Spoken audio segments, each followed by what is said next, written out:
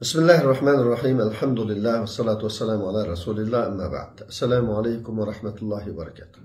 Hürmetli kardeşler, şu bir ay jaryanida ömür haj qilish uchun borgan qarindoshlarimizningki bir qadar ko'p bo'lishi munosabati bilan bir qism ömürga aloqaliq savollar takror so'raldi. Buning javobini qarindoshlarimizga bergan bo'lsakmi, texmi ko'p qarindoshlarimizningki foydalanishi uchun bu yerda her bir sualni ayrım bir şekilde ayrım ödüyorluk kılıp qarindoshlarimizni texmi ko'p qarindoshlarimizni foydalanishi uchun to'g'ri qo'yishni munosib ko'rdik.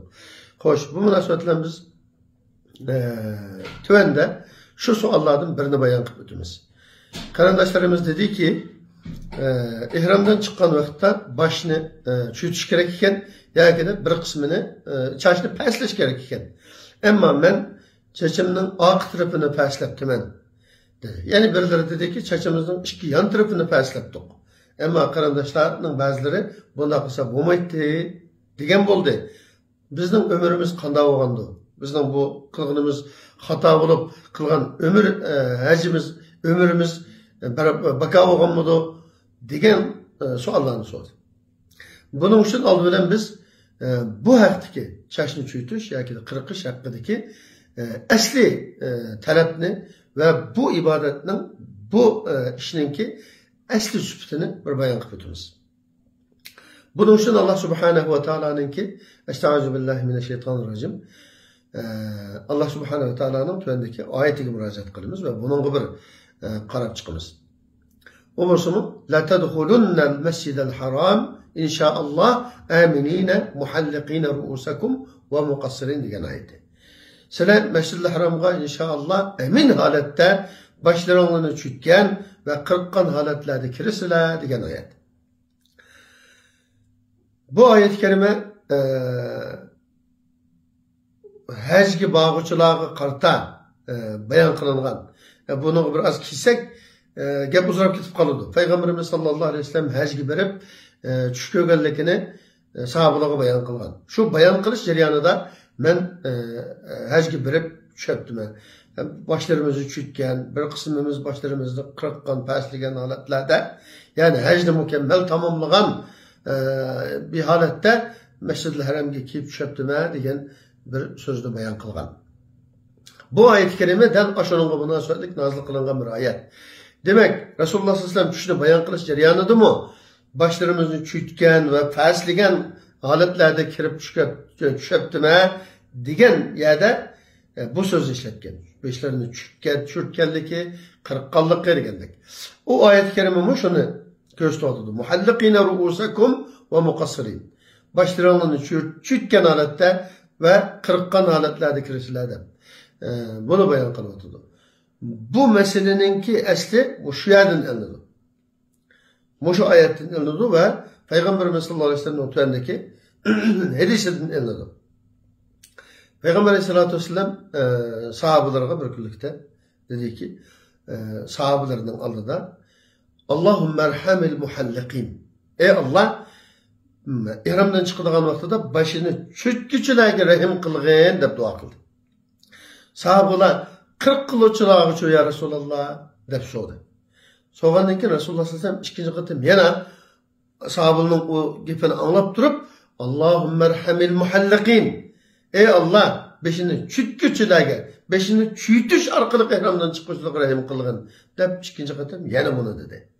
Üçüncü kıtım yana soğudu. Üçüncü kıtım yana muhallakillah rahim kılgın dedi. Bazı rivayette 3 kıtım dedi, 4. kıtımda ve mukassirlerge 40'lar rahim kılgın dedi deyildi. Bazı rivayetlerde 3. kıtım, bazı rivayetlerde 4. kıtımda. Demek ayet hikayeni mi, bu hadiste değilgini mi bayan kılınğını mı, başını çüytüş, tekşi çüytüş, yani tekşi kırıkışını gösterdi kardeşler. Esli bayan bu, esli talep, esli sübut bu. Onun için Peygamberimiz sallallahu aleyhi ve sellem'nin Peygamber aleyhisselam'ı hem sahabeler hem bu işi yol tutman. Ya beşini toluk çütken yoki to'liq tekshi 40 min pastlagan. Bunun da yani şu ayet ve şu hadisga ko'ra başını çüytüş yoki 40 deganning başının hamma yerini, çaşının hamma yerini öz ko'rsatadiganligida ve Resulullah sallallahu aleyhi ve sellem'nin şunda qilganligida, sahabalarning şunda qilganligida hech qanday ixtilof yo'q. O Resulullah sallallahu aleyhi ve sellem'nin zamanından başlab ta hozirga kadar hech kimning ixtilofi yo'q. Hammasi birdek aşağıdaki başını çütküçüler degan bu ibaret, başını 40 kuçular degan bu ibaretning o'zi başının çeşinin hemmini gösterdiği deydi. Bu asli ko'rsatma bu. Endi çaşının ne 40 meniqi çütmey 40 kuçular bir kısmını kırıkıp bir kısmını koysa. Mesela İşki yanına kırıktı, başka yana koydu. Ya alt tarafını kırıktı, başka yana koydu. Ya altı taraftan kırıktı, başka yana koygan bolsa, qanday olurdu meselesi de ijtihadi noktadan bazı o'xshamasliklar, bazı farklı qarashlar mevcut. Bazıları deydi, 3'ten birini asımı durust deydi, 4'ten birini ası durust degüsülü var, yarımını ası durust degüsülü var. Onundan mı azlı asımı herhalde 40 ise durust degüsülü mü var. Bu degene çüssü mü buludu, tekşi 40'sı mı buludu, bir kısmını asımı buludu degen gibi emez. Asli çütüş en emzili. Bakadım bakağı Resulullah 3 kıtım tekrar çütküsülerge rahim kılgın demeydi. Sahabalarının 40 kuçulağı degen telifini anlap durup yani tekrar deyişi tekşi çütüşünün ne kadar emzeli ekanligini gösterdi. Ömürge bağlı, hecgi yakın ömürge verip kaldı. Ömrünü kılıp arlıqdan cık vakit ötmey 15-20 gün, 5-10 günden kin hecgi kirip gitirdi. Mında olap kalsa uçakta 40 şı münasip. Ömründen çıkkanda 40'ıp hecgi kirse, hecden ihramından çıkkan vakitte çüytüdüğünde çaşı biraz esliği gelse, uçakta çüşse, bu nayette Eris'den Salib Salihlan'ın yoluğa intihaya uygun kilidi. Ama bugünküdek hecc bilen alakası yok. Hecgi tekib bab olan, oyda Ramazan'da, yoki de başka ailede bağlan qarindoshlarımızdan ki bilishga tegishli bo'lgan nuqtasi shu. Çüytüş kerak. Tekşi çüytüş kerak. Eğer ben 40 san bo'ladi desa, tekşi 40 ish kerak. Tekşi en az 1 san 1,5 san. Qo'lning barmoqninki uchidan bo'g'imchilik en az bo'lganda 40 ish kerak, tekşi 40 ish kerak.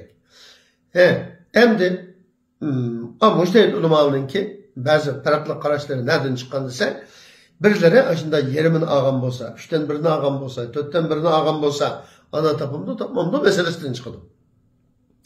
Onun uchun qarindoshlarımızdan bunu şu şekilde qilib bo'lganligim bo'lsa, bilmedi, shunday qilsam bo'ldigan o'xshaydi deb ikki yandan olib qoldi, yoki keyin tarafidan qildi, boshqaga tegmadi. Bu şekilde ihramdan chiqdi. Bo'lgan bo'lsa, bu bo'lib bo'lgani bu Allah'a emanet, Allah afv qilg'usi. Bu mujtahid ulamolarninki ijtihodiga ko'ra durust. Ammo Peygamber Allah Subhanahu wa Ta'ala'nın Kur'an-ı Kerim'deki süpetligen süpeti ve bayanı ve Peygamberimiz sallallahu aleyhi ve sellem'ninki bayanı Allahümme erhamil muhalliqin çütküçülerge diş arkalı körsetken bayanı ve üzününki kılgan emeli hareketi ve sahabalarının şu ayet şu hadisine göre Resulullah sallallahu aleyhi ve sellem'nin talimatına göre sahabalarının kılgan emeliydi, şerkiti çüytüşünü yoki de 40 takdirde hemen tekşif rıkışını gösterdi kardeşler. Onun için qilib bo'lganlar tamam yuqori degandek Allah kabul qilsin.